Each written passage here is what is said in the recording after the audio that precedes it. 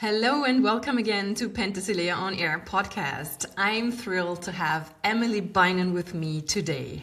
Emily is one of the most respected flute virtuosos of her generation, without a doubt, and one of my dearest colleagues. Born in Wales, she began her flute studies as a junior at the Royal College of Music and continued her training with renowned teachers, including William Bennett at the Royal Academy of Music and Alain Marion in Paris. For more than 25 years, she has served as a principal flute of the Royal Concertgebouw Orkest Amsterdam, a position that has placed her at the very heart of international orchestral life. Alongside this, Emily has built a remarkable career as a soloist and chamber musician, performing with major orchestras around the world and appearing on numerous recordings spanning solo, chamber, and orchestral repertoire. She's also a passionate advocate of new music, having premiered many works written especially for her by leading contemporary composers. Education and mentorship are also central to her artistic mission. She founded and directed the Netherlands Flute Academy for over a decade, teaches internationally, serves as a visiting professor at the Royal Academy of Music in London, and has supported generations of young musicians in navigating the realities of a professional career. In today's conversation, we go beyond biography and performance credits. Together with Emily, we explore many of the core themes of Penthesilea On Air: preparing for auditions and high-pressure performances, managing expectations, dealing with nerves and responsibility, and finding sustainable ways to balance artistic ambition with personal well-being. We also talk about the everyday reality of orchestral life, touring, routines, workload and recovery, as well as questions of identity, authenticity, and professional boundaries in a field that demands both emotional openness and absolute reliability. Emily brings not only decades of experience at the highest level, but also a deeply thoughtful perspective on what it means to grow, adapt, and stay grounded in a long and demanding artistic career. I hope you enjoy this episode as much as I did.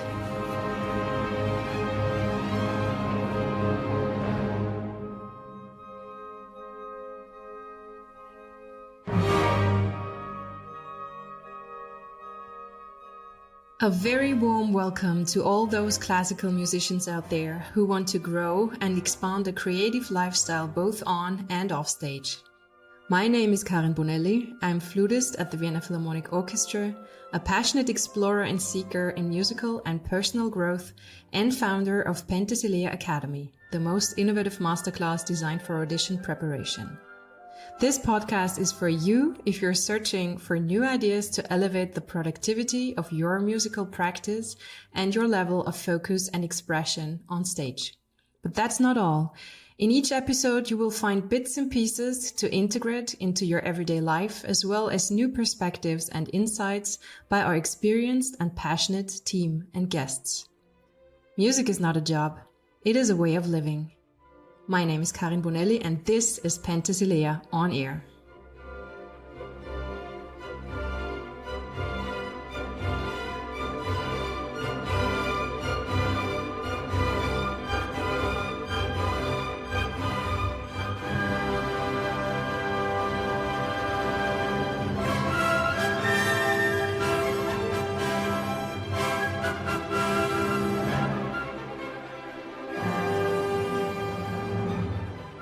Hello, Emily, and thank you for taking the time for this interview today. My pleasure. Lovely to see you again.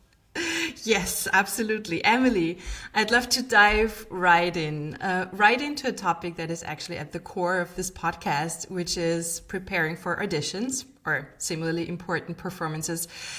I read in one of your interviews that you were actually quite relaxed when you did your audition at the Concertgebouw because you were quite young and you just thought that nobody knows me here. If I mess up, I'll just go home and nobody will notice, which actually really resonates with my experience.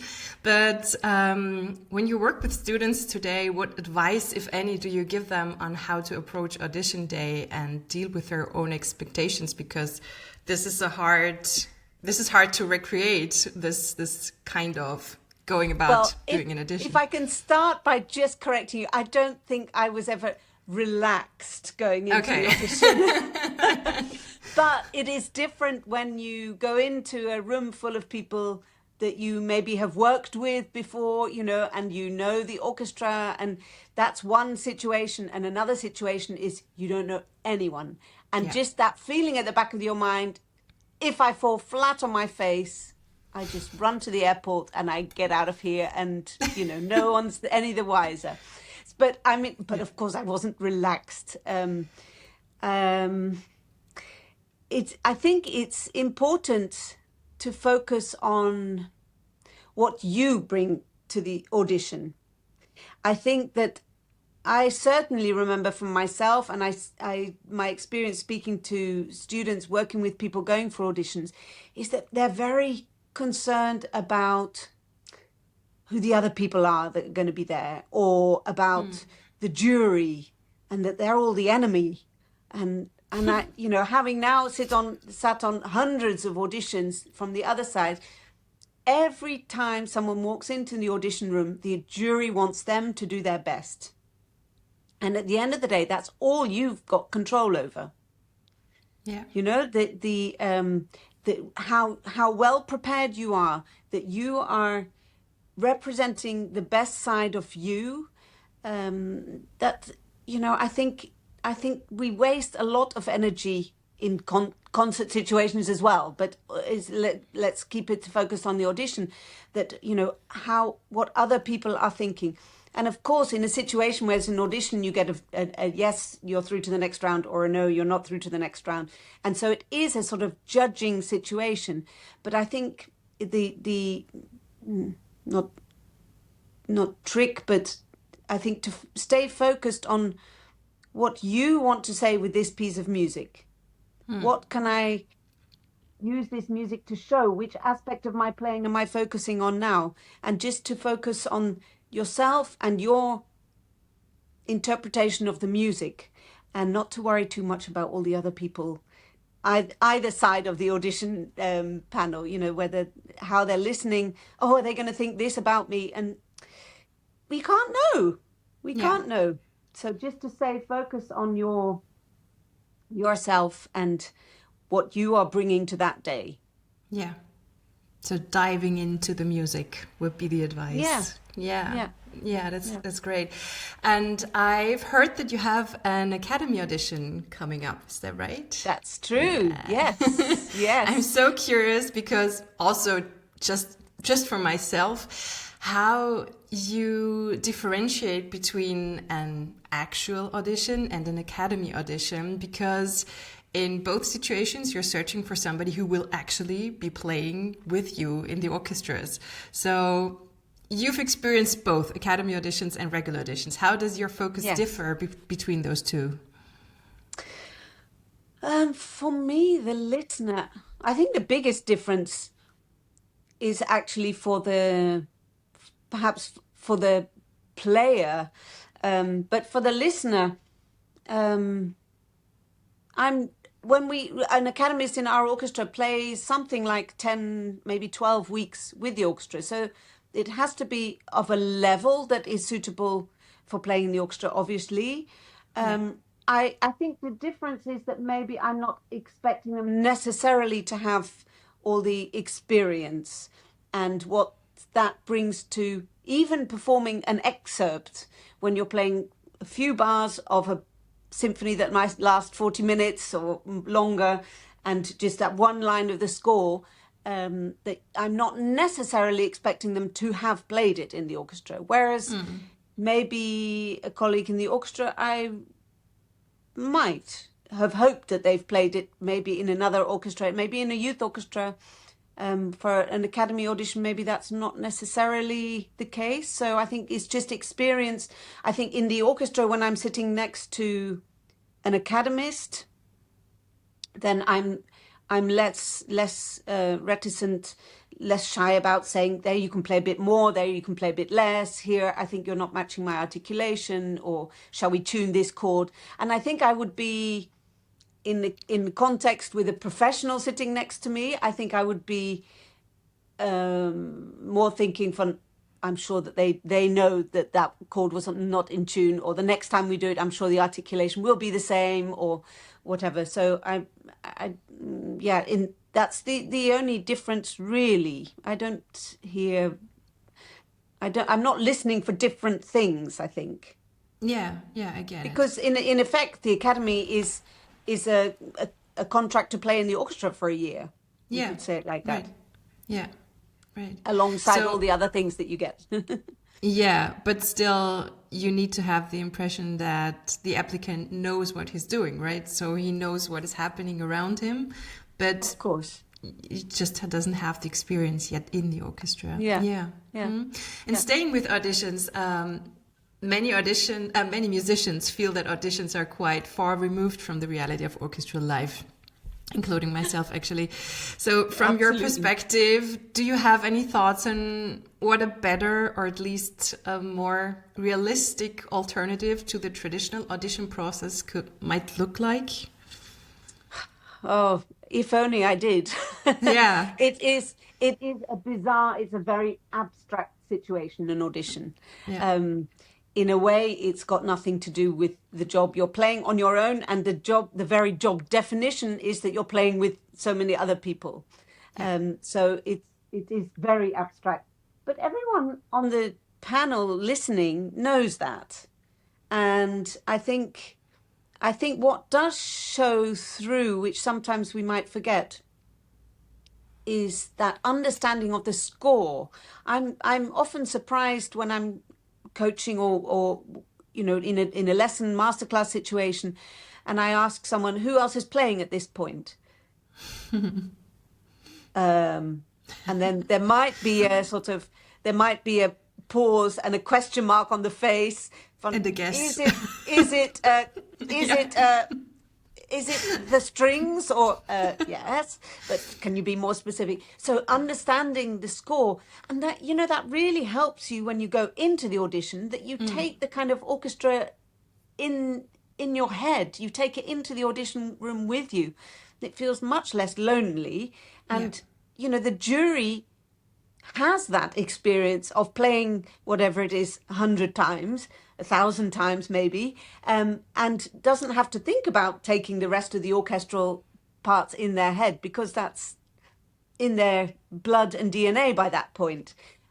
So I remember coaching. I used to have a class in the Royal Conservatory in The Hague when I taught there, and once a month we did one orchestral piece, and I made them a booklet with the excerpt that you might get sent for an audition, the entire first flute part, and then the score of the relevant page. And I said, we always start with whichever excerpt, even if you know it, you think you know the notes and everything, start by listening to it, listening to the whole piece, so you understand where this little excerpt falls in the entire piece. Listen to what else is going on in the orchestra, get the context, and then we will zoom in on the flute part. And so often we work the other way around. I know I did when I started learning orchestral excerpts, but it's a really unhelpful way of approaching it. So I think starting by listening to the entire work, listening to the entire score, hearing the whole orchestra, and then focusing in on the flute part.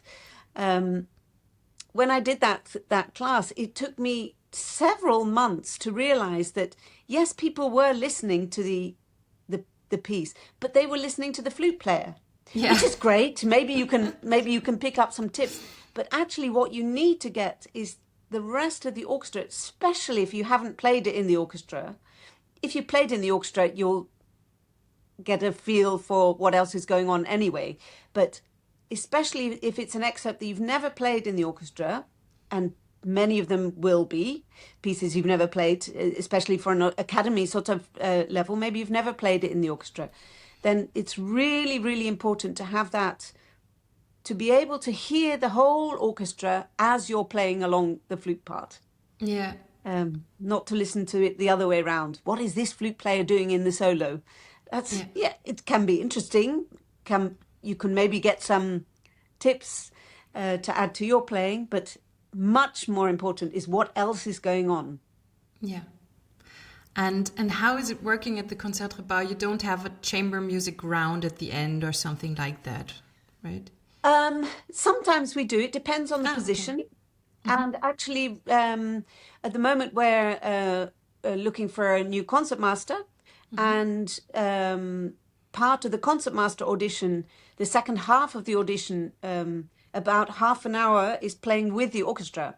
Oh, great. Playing all the excerpts, which is great. It's fantastic and essential, I would say, almost for a position like that. I would love us to be able to have the time to do that for all principal positions. But that's just not practical.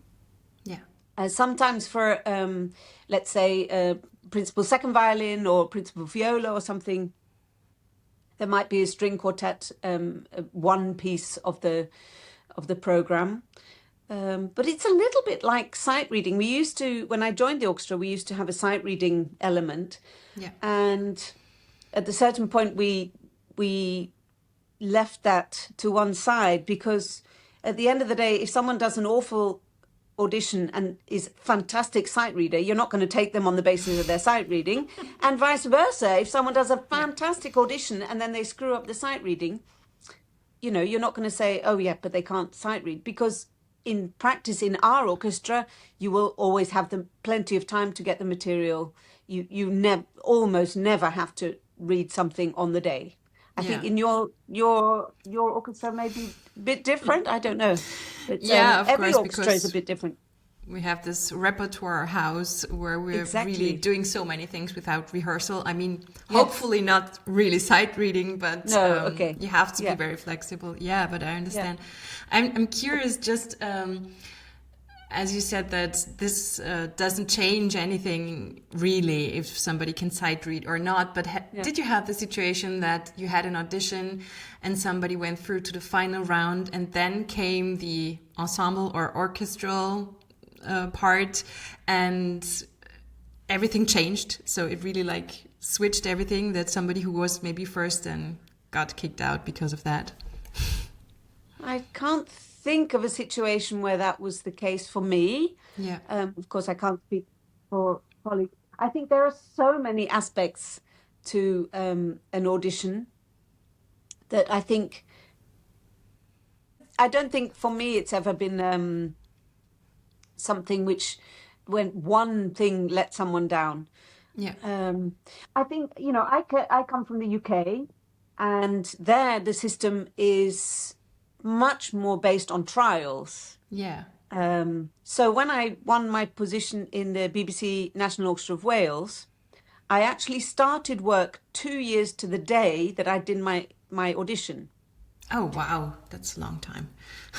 Because that whole process, maybe there will be, let's say, half a dozen people who get offered a trial from the audition, but there might be another half a dozen people who have a similar job in another orchestra who have expressed an interest. So there might be another half a dozen people who, without an audition, get a trial. Mm-hmm. And then everyone gets offered a week or half a week or a project and before you've heard everyone and everyone's had a fair chance and the most interesting candidates have met the chief conductor perhaps, or have been on tour for a week, or to know how someone behaves on tour, or that's a very, very long process. I mean, I know positions which after 4 and 5 years of having people in on trials, then there's an appointment made. I don't think that's ideal either. Yeah. At that time, I was thinking, well, so do I was looking to move house, and well, do I move to Wales or do I stay in London? Or so I don't think that's an ideal situation either. I think probably if there was an ideal situation, it would be to have an audition and to have the last 2 or 3 candidates come and play for a few months with the orchestra. So you're not, committing for eternity to one player, but you haven't got a huge pool of players. But of course, making that fair, Do they get the same programs? Do they get the same opportunities with the chief conductor? Do they get the same tours? That's almost impossible to make it a fair system. So I think I like the fairness of auditioning. I love the first rounds with our orchestra are behind a screen, which I know a lot of players don't like going into an audition room and just seeing a screen. Personally, I do remember finding it quite liberating. So I'm not being judged on have I got the wrong shoes, or is my skirt too tight, or is my, they don't like the color of my hair or my eyes or whatever. And so I felt very liberated by just focusing purely on the sounds and trying to tell my story through sounds. I do remember that experience. Yeah. I have some colleagues who sort of try and guess if they know someone is going for the audition. I trying to guess who that person is, and I deliberately don't even try and guess who it might be. Of course, for a wind play, you often can hear something of the breathing that you might recognize, and I deliberately don't try and guess who it might be playing. I really like the anonymity, which of course disappears as soon as you have a trial, and we have the last round is without a curtain in our orchestra. Yeah. Which I think is fair enough. But I like the initial round being with a curtain. I like that. Yeah. So we'll see if at any time some perfect process will emerge, but until now it stays quite complex, I think. Yes. Yeah. And do you think there's a perfect way? No, well, at least I haven't found it, of course. I think that there are some new ideas coming in orchestras that are great, like not only orchestral rounds, but also chamber music rounds, really playing with the people from the orchestra.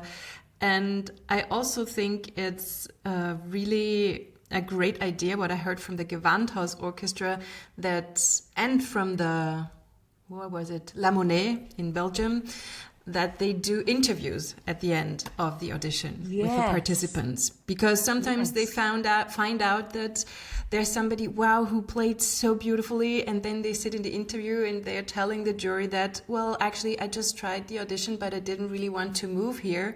So things like that. Yeah, things like that.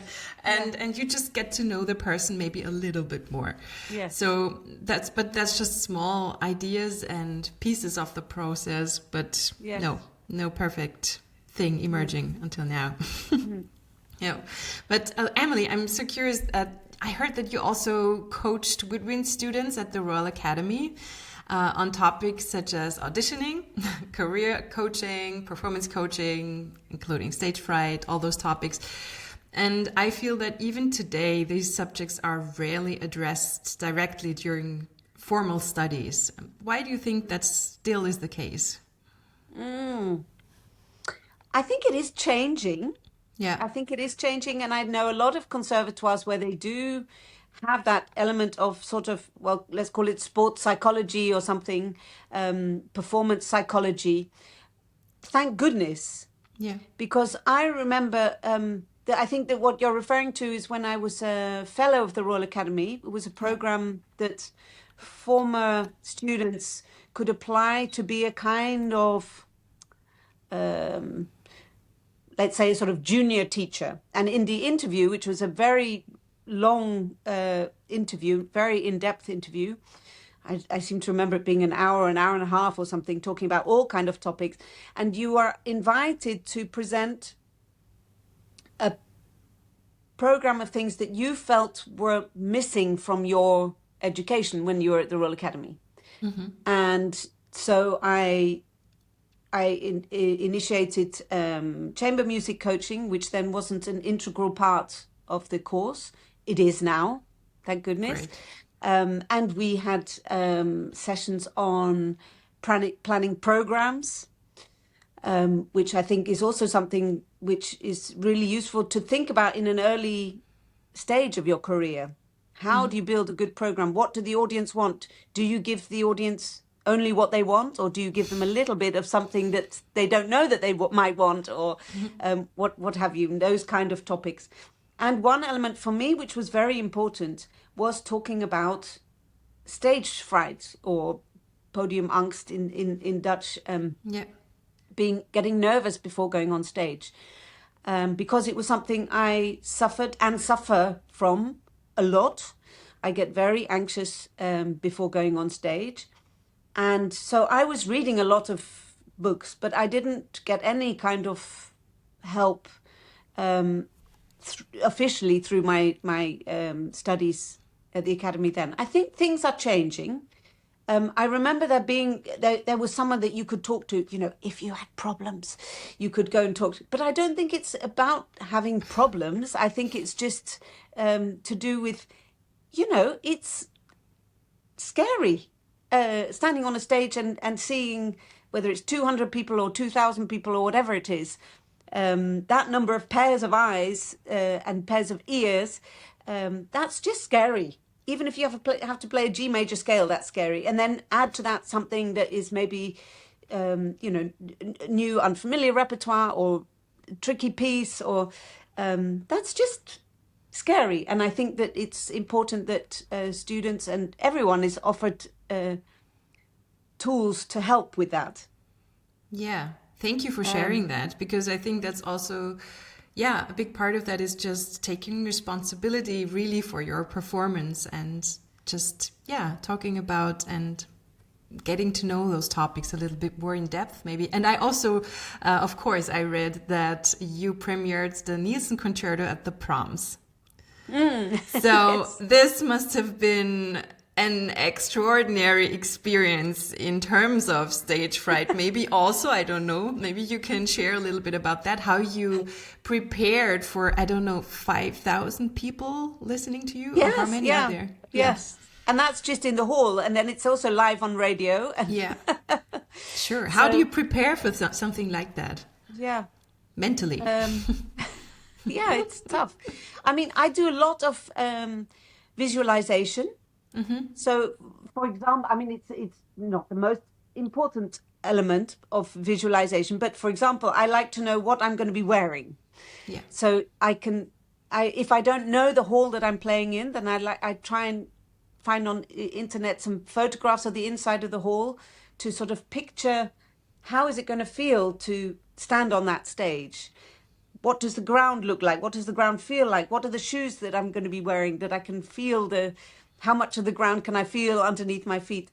Doing a tryout in what you're going to be wearing, so that those sort of visualization tricks are really not tricks. I shouldn't call it tricks, but tools. Yeah. I think can be very helpful. Sort of falling asleep, instead of falling asleep thinking, "Oh my God, it's coming up! Oh my God, it's coming up!" Sort of picturing yourself standing on the stage and it all going brilliantly, because when you're visualizing, everything does go brilliantly. And there have been some really powerful research done on the power of visualization, as opposed to, I mean, in sports this is, but there was I think it was in the US, with a basketball team split into two, and half did coaching, did practice on the court, and the other half did the same amount of practice with just visualizing. And when you visualize, you always get the ball in the net, right? And they actually came out better after this. I don't know the detail of the research anymore, but there's been a lot of evidence to show that visualization is a very powerful tool. Yeah. So that's an important thing. I do a lot of work with breathing to control the heart rate, and to sort of calm the body, which will then in turn calm the mind. Is there one specific exercise you can share with us, or? I mean, nice. there are all sorts of breathing tools. You could, sort of the basic one, box breathing, 4 counts in, hold for 4 counts out, wait for 4 counts. And you can reduce the tempo of that. So you can start quite fast and then get a little bit slower each time you do that cycle. An even more simple one is simply 4 in and 4 or 5 out. I think there is some evidence that breathing out for longer than breathing in is meant to be calming. And then I have a kind of routine where I picture parts of my body, starting with the feet and making sure that my feet are really grounded. So I breathe in 4 counts and then breathe out for 4 counts, thinking of how grounded my feet are. Breathing in for 4 counts, blowing out and thinking how soft my knees are. Breathing in for 4 counts and how relaxed my hips are. And this just focusing on different parts of your body. And I do that as a part of my daily practice routine for a couple of minutes. And then you can build on that as a kind of pre-stage, pre-performance routine. You can stretch that 2 minutes to, I try and do 10 minutes or something like that, of just slow counted breathing. And when you're focusing on which parts of what you're feeling in different parts of your body and the counting of the breathing, then you can't really think about anything else. Or I can't anyway. It's a way of sort of calming the mind as well. And this is something you can do in the middle of the orchestra, right? Just focusing on different body parts. Yeah, definitely. Yeah, definitely. And one of your former colleagues, Juliano Sommerhalder, he talked about the fact that he's more nervous actually when he has an orchestral performance with a big solo than if he plays a crazy solo concerto with some orchestra, because he's really just responsible for himself then in comparison to when he plays to the orchestra. Is it the same for you? Do you resonate with that? Yeah. Absolutely. Yeah. Interesting. Yeah. Yes. People always sort of think, yeah, but you're not nervous for in the orchestra, are you? Yeah. Much more, because you're, if things go wrong, then you're letting the whole orchestra down. And also there's an element of, for example, the difference between playing maybe a long 1.5 minute solo in the orchestra and a whole recital. If something goes wrong in a recital in one piece on one moment, then I hope that I can then redress the balance and make that good somewhere else. Whereas if you've only got that 1.5 minutes solo to get it right, there's that sort of time pressure as well. But I think it's mostly the feeling of, I don't want to let my colleagues down. And in a recital or concerto situation, it's only me that I'm letting down in that sense. So I absolutely, he took the words out of my mouth. Okay. Yeah, that's interesting, because people often assume that that's just routine and you do that every day, but it's different if you are a responsible musician in your orchestra. Beautiful. I would like to shift a little bit into other realities of orchestral life, like touring, for example. Like when you're on tour, there are so many aspects that can make it difficult or challenging, like little sleep, constantly changing acoustics, hardly any time to practice, very little alone time, which is sometimes a little bit difficult for myself. What would you say is the biggest challenge of a touring life, because you're so much on tour with the Concertgebouw? Yes. Well, to start with the beginning, sleep is always an issue when I'm away from home. I live in the center of Amsterdam, but I have a very quiet bedroom. So basically, whenever I'm anywhere else, I sleep less well than when I'm at home. However wonderful and a fantastic hotel, great bed and everything, and there's usually some noise, or I can't abide central heat, not central heating, but air conditioning. Either making a noise or it being too hot, or if there's a fridge in the room, very often the fridge makes a noise, so I quite often unplug the fridge. So sleep is difficult, and then you add to that late nights and early starts very often. So sleep makes everything more difficult, I would say. not having a regular practice routine, I find hard. I love the playing in different concert halls. That's I find that very exciting. Different sight lines, you hear different parts of the score sometimes than in your own hall. The Concertgebouw is a notorious hall for being difficult it's a wonderful hall to listen to concerts in, but it's quite a difficult stage for hearing front to back. We have very little contact with the front of the stage, for example, and side to side is quite difficult to hear. So I love that aspect of hearing different parts of the score. I agree with you about having alone time. There's usually one moment on tour when I sort of think, okay, I'm just going to go into my bubble now, and I go to a supermarket and I get my lunch and I eat my lunch in my room, and I don't go out for a drink or dinner after the concert with my colleagues. And I just think I just need to be alone now. I get it. So I think a lot of people have that, actually. And it took me quite a long time to sort of admit that to myself initially, but also to colleagues. You know what? I'm going to skip going out for dinner tonight. I just need to be alone. Because it's nice to be with colleagues and also not playing with them, but just in a conversation. But if you're on tour like for 2 weeks, there's the point where, as you say, you have to go into the bubble. Yeah. Yes. And it took me a long time. It felt quite brave when I admitted that to myself and to colleagues, and people weren't offended because I think everyone understands. Yeah. So that's fine. The traveling, I hate playing on a day when we're flying, because I get, I have a feeling that my ears aren't really as clear as they are when I don't have to fly. So I much prefer going by train. Don't like going by bus much, but we don't do that very much of that, thank goodness. Sometimes even finding the right food that makes you feel good before a concert can be a challenge.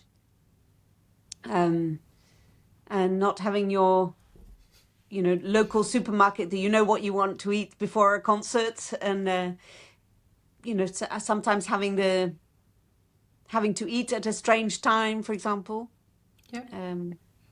Especially as a wind player, I need to eat something, but not too much, and so all that sort of timing is out of your hands.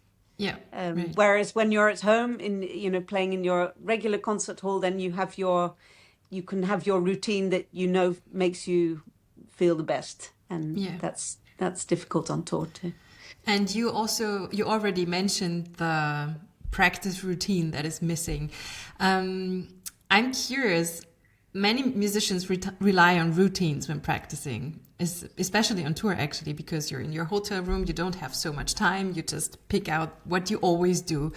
Do you think that it can also be maybe dangerous or have a downside that you just do your routine? Do you change often your warm-up, or does it more or less stay the same on tour or at home?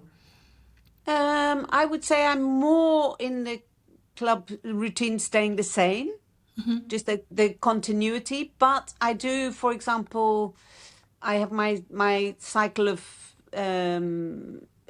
scales and arpeggios, which I start on a different note every day. So then, and with different articulations, so that the articulation problems or they come on different scales. So that's the sort of variation that keeps my mind alert enough that I don't go into kind of zombie mode and zoning out. So that keeps some variety in the routine.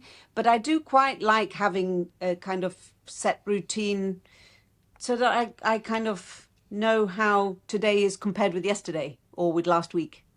So I'm a little bit more on the side of routine. I have my first half hour of my practice is pretty standard. starting with long notes and a tuning machine, and then the scales, and then the arpeggios, and some How harmonics. do you feel when you practice in the hotel room and you know that your colleagues are just in the next room? Can you like blend that out? I sometimes find that difficult. I'm hoping that someone will invent a flute mute so that I can play, like a hotel mute that string players have. No, I really don't like. I'm always, if there's a way to get to the concert hall earlier, I would much rather, do my warm up at the concert hall. You'll be overheard, but then at least you're not disturbing someone's sleep, maybe, or the small details of a touring life. Yes. Yeah, great. And Emily, looking at your career today, I mean, your schedule is incredibly full. Like working with the orchestra as a soloist, chamber musician, teaching, all of that. How do you personally stay grounded within all of that? Or maybe the better question is, what does balance mean to you at this stage? And are there specific things that you do for yourself, just for yourself? Yeah. It's wonderful, and I'm so lucky that I do so many lovely things in my life, and the variety means that it never feels like routine, and no 2 days are the same, no 2 weeks are the same, and I love that difference in energy that you bring to the orchestra, or to being a soloist, or to a masterclass situation. So I think when I'm feeling overwhelmed, that's the first thing I remind myself, is that I'm so lucky to be doing this, because I really do love it. But the downside is, the saying, find a job you love and you'll never work another day in your life. It means that I can very easily be working all day, every day of every week. Which is not a great sign for balance. I think the question is, do I find balance? I don't know. I think it's a struggle. It's always a struggle. And I try and not let my work take over my life, but I do love it, and I love every aspect. And if there was something that I didn't love doing, then I would stop doing it. But I do love it all. So... there are the practical considerations, of making sure that you have, that you are a well-rounded person, that you have a story to tell through your music. I have my little hobbies, and I try and make time for them and cherish those moments. And I love having, a dinner at home and sitting on the sofa and watching a series with my boyfriend, and that sort of keeps me grounded. But yeah, in truth, I feel very lucky that I can do so many varied things within my career and enjoy it all. Yeah. So beautiful. I don't know that that's really an answer to your question at all, but I think it's an eternal struggle trying to find a kind of life-work balance. And I think the more you love your work, the more difficult it is to find where that border is. We're lucky because you're giving so much to the flute world, to your students, to your audience. So no, they give to me. Work. Vice versa. I find it so rewarding, and I love teaching. I absolutely love teaching. And it would be impossible for me to choose one or the other, which I know in some countries, one does have to choose between an orchestral job and teaching. But I'm so fortunate that I don't have to choose, and I can, enjoy both sides of that performing. And as a soloist, that feeds into the orchestra. My orchestral experience feeds into playing as a soloist. Chamber music, orchestra is big chamber music, isn't it? At its best. So, Yes, I just feel very fortunate, and I just wish that there were more hours in a day and more days in a week. But Oh, yeah. I think I'm not alone in that. No, no. But on a very practical level, do you have like strategies for planning particularly busy periods of times when especially demanding repertoire is coming up in the orchestra, for example? I always have in my practice room, I have piles of the music that I have to play in the coming weeks and months. So it's always in my line of sight, so that I'm sort of, even if I'm not actually practicing that piece, that I'm aware that it's there, and I write lots of lists, and I plan lots of things, and then life happens. So I'm a list writer, and every few weeks I go through and I write down a list of all the things that need to be done, from the tiniest detail to the big question, the big things like learn Elgar 1, which is I'm playing next week. Yeah. And it could be, don't forget to buy cream for the dessert for people coming for dinner. So and just having a kind of brain dump list. I do that quite regularly, and then lose it or forget about it. But the fact that I've written it down is the most important thing. Yeah. I think for me, I remember things much more easily once I've written them down. Yeah. And I do plan, busy periods. I do in my diary. I block out practice times, and nothing should come in, between that, when I'm really up against it and have to learn, a whole recital program, so I do block out my diary, and I'm quite organized with things like that. But as I say, then life happens, and you have to be flexible. But I think it's good to have a strategy. The way I would like to prepare the next few weeks looks like this. Yeah. And then is it hard? Sorry, is it hard for you to say no, really, in those periods where you block out your practice because this is coming up, and then there's something coming in, like somebody's asking if you could do a wonderful masterclass somewhere? Is it hard then to really keep those boundaries around that? Once I've made a decision, so for example, okay, these 2 months I'm not going to do anything, or this week I'm not going to socialize because I've got too much work on, or my friends, call it my monk time, that I go into kind of, and then I simply don't have the space in my brain to then go and socialize and make small talk, and then I'm in my sort of study mode. So I do, once I've made that decision, then I find it quite easy to stick to it. But making this decision is hard. Yeah. So, at what point do you say, okay, I'm absolutely not going to do any socializing in this, fortnight or whatever it is. I'm not going to teach for these 3 months. Yeah. And because I mean, a lot of my planning is quite far in advance anyway. How things long like in advance masterclass. do you plan? Like 3 years, or what's your timeline? Well, I mean, my diary at the moment goes up to autumn, early winter 28. Wow. Yeah. So then I can. Then it's easier to, so if a lovely opportunity does come in, I can say, well, I can't do it then, but I could do it the season after, or I could do it the month after, or and that doesn't always work, but yeah. Yeah, great. Emily, I'm so curious. I've heard an interview recently with the former CIA agent, and it's spinning in my mind, and I think it relates a lot to our profession, and I'm curious about your opinion. I heard her say that nobody's interested in your authentic self when you go to work. You just show up with your professional self and focus on contribution. And she was really not only relating to her work, but to a way of being in the workplace.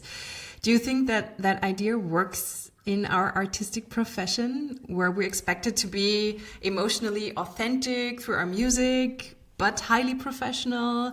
How do you decide how much of yourself you bring into the workplace? What's your take on that?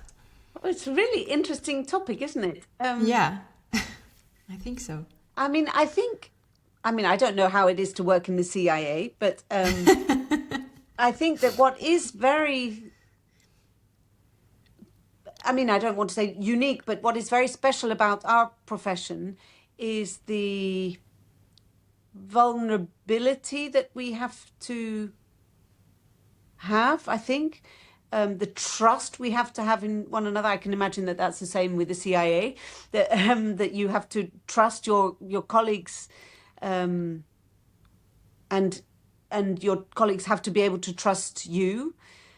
But at the same time, you have to be vulnerable enough to share a story, to take a risk, to explore, and that expression.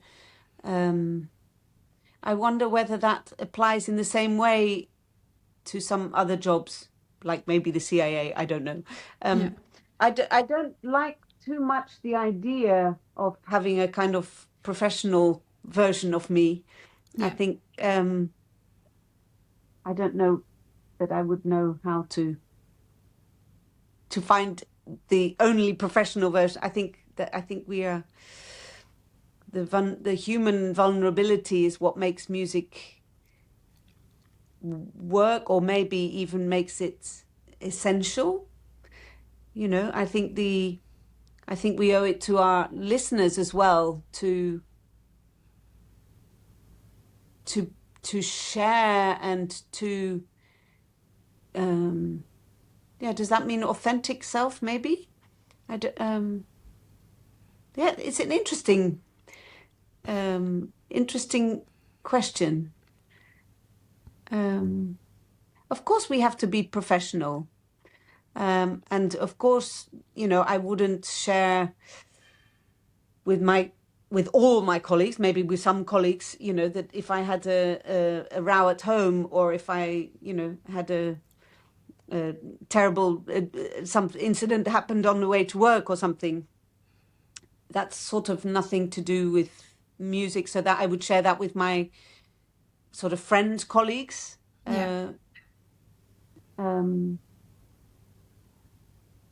But I think we have to be authentic, don't we? Yeah, I think I so think too. I think that's why we do what we do. Yeah.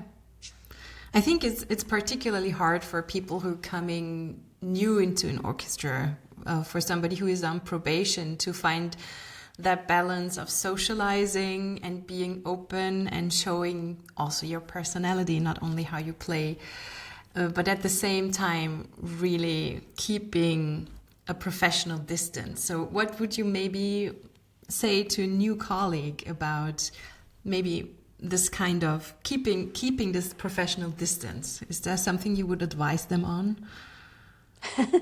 I always say it's like when you go and meet your parents-in-law the first time. You Yeah. want you want to be genuine. You want them to get to know you. You want to get to know them, which you can only do by being yourself. But you want to be the best version of yourself. Yeah. So I think that's a kind of, as a rule of thumb, you want to show I think you have to be authentic and be your true self, but the best version of it. So Yeah. I don't mean being stiff and on your best behavior, and you're not allowed to share a joke, but just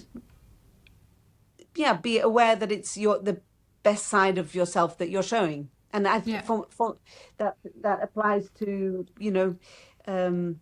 of course, your behavior on stage, and being prepared and sitting there and doing your job professionally, but also showing that you respect your colleagues by turning up in time and being, wearing clean clothes. I'm not saying you have to have the latest designer clothes, or the jeans are forbidden or anything, but make sure that you're respectable. Maybe that's a good word. That's a good word. Let's take this one. You also were part of the artistic committee of the Concertgebouw Orchestra. And I guess you have had a lot of also personal contact with conductors there. And do you feel like for them it's maybe even more risky to be vulnerable and authentic with the orchestra because they have to have this authority also in front of the orchestra? Did you feel that this is maybe even more difficult for them? I'm absolutely sure it is, because when you're standing there and you've got 80 or 100 people who all have their own opinions of how that piece goes, or I think the word you chose is absolutely the authority. Making sure that you're convinced and convincing about every gesture or word that you use. And sometimes, I mean, we usually go I've left the artistic committee now, so I can say that we very often used to go for dinner with a conductor and soloist after a concert, sometimes after a rehearsal, and you do see another side to conductors and soloists when they let their hair down a little bit, and usually they're nicer. Really? Yeah. Okay. Usually they're nicer in that context, and that that because I think it is it must be so hard being a conductor, and getting everyone's noses in the same direction, as we say in Dutch, being that authoritative, and maybe they have doubts. I think that the moment when a conductor is asked a question, perhaps from the orchestra, and they say, I haven't thought about that. I'm going to go away and think about that and tell you tomorrow. I think some colleagues see that as being a sign of weakness. I think it's a sign of great strength that you don't have all the answers. And I think that sometimes we are a little harsh to judge conductors standing there and expect them to have all the answers. And I think it's the vulnerability of being a human, and why we're musicians is there is not one right way to play music. Thank goodness. And I think that the best musicians are in a constant search for even more depth or meaning or understanding with which to communicate the emotion of the music. And I wish we could allow conductors to be a bit more authentic, or maybe they need to allow themselves. Maybe that's where it starts. But I think that orchestral musicians can be quite quick to judge conductors, and I wouldn't like to be standing there, I tell you that. No, me neither. No. And can you name maybe one or two conductors where you really had the feeling that they're, in a sense, what we talked about, authentic? So they're the same person if you're sitting at the dinner table than when they're standing in front of the orchestra. I think a wonderful example of that is someone like Ivan Fischer. And I mean, his brain works, 1,000 times faster than mine ever dreamt of being able to work. And he really is someone who he has this